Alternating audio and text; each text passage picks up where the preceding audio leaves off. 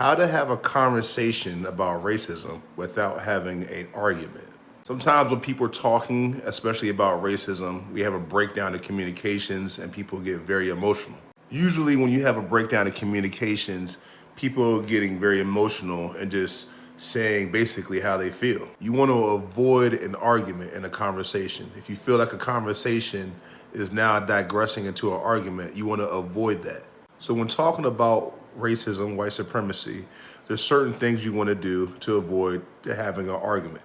So one thing you want to do is go silent if you feel like the conversation is digressing into an argument. Yeah, don't say anything. Just go silent if the conversation is going to an argument. And don't tell the other person to be quiet because they might not agree with that. And you don't want that conversation escalating into an argument. So you go quiet. You control you, so you go quiet. And next you want to do, you want to listen to what the other person is saying. Not just hear them, but actually listen to what they're saying. Somebody could be yelling, they could be name calling. Just don't cut them off and just listen to what they say. And then after that, after they're done what they're saying, you ask for permission to speak. When you ask for permission to speak, you gotta understand that person might not want you to say anything. They might not say, no, I don't want you to talk. And then they just go ahead and keep saying what they had to say again, and you just listen. And then, you ask for permission to speak again. And they might say, yeah, now you can go ahead and speak now. Now, when you enter the conversation, you want to go into a question mode. Now, you don't want to make statements. You want to ask questions. The reason why is because statements kind of put you in a corner. Asking questions is trying to seek the truth. When somebody asks you a question, be truthful and as logical as possible. When you ask a question, do not help that person with the answer.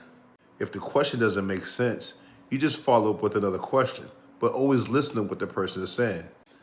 And try to keep cool, never get upset, especially when it comes to name calling, because usually it's not really about you. What you're trying to do is you're trying to have control in a conversation.